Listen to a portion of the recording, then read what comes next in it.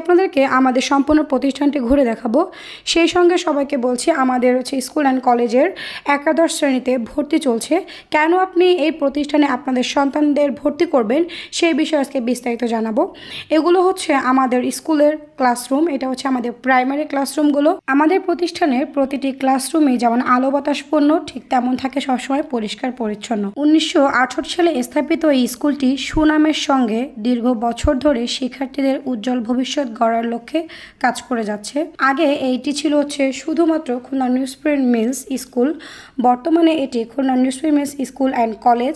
আমাদের প্রিন্সিপাল জনাব শাহিনা খাতুনের হাত ধরে আমাদের স্কুলটি কলেজে পূর্ণতা পেয়েছে।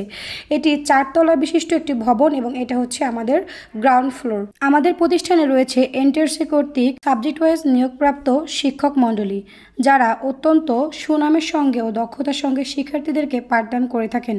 এটি হচ্ছে আমাদের প্রতিষ্ঠানের একটি প্রাথমিক চিকিৎসা কেন্দ্র, যেখানে শিক্ষার্থীদেরকে প্রাথমিক চিকিৎসা দেওয়া হয়, সেই সঙ্গে প্রতি মাসে তাদেরকে ওষুধ প্রদান করা হয় এবং প্রয়োজনীয় জিনিসগুলো তাদেরকে হসপিটাল থেকে প্রদান করা হয়।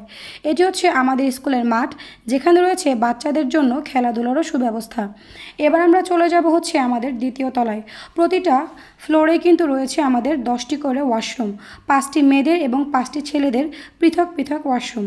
এবার আমরা চলে এসেছি আমাদের প্রতিষ্ঠানের অফিস রুমে, যেখানে কম্পিউটার থেকে শুরু করে ফটোকপি মেশিন পর্যন্ত সব কিছুই রয়েছে। একাদশ শ্রেণীতে ভর্তির জন্য আবেদন আপনি আমাদের প্রতিষ্ঠানের অফিস রুম থেকে সরাসরি করতে পারবেন। এক্ষেত্রে বাইরে যাওয়ার কোনো প্রয়োজন নেই। এটা হচ্ছে আমাদের লাইব্রেরি বা গ্রন্থাগার, যেখানে অনেক ধরনের বই রয়েছে। শিক্ষার্থীরা যে কোনো সময় তাদের প্রয়োজনীয় বইটি লাইব্রেরিতে বসে পড়তে পারে। আমাদের কলেজ শাখার ভর্তি ও বেতনে চলছে বিশেষ ছাড়। অন্যান্য কলেজের তুলনায় এরকম একটা সুন্দর প্রতিষ্ঠানে আপনি অন্যান্য কলেজ থেকে কম বেতনে ও কম ভর্তি ফি দিয়ে পড়তে পারবেন। প্রতিটি ফ্লোরেই ছেলে ও মেয়েদের জন্য পৃথক পৃথক ওয়াশরুম রয়েছে এবং ওয়াশরুমগুলো সবসময় খুব পরিষ্কার পরিচ্ছন্ন রাখা হয়। এছাড়াও প্রতি মাসে অভিভাবকদের সঙ্গে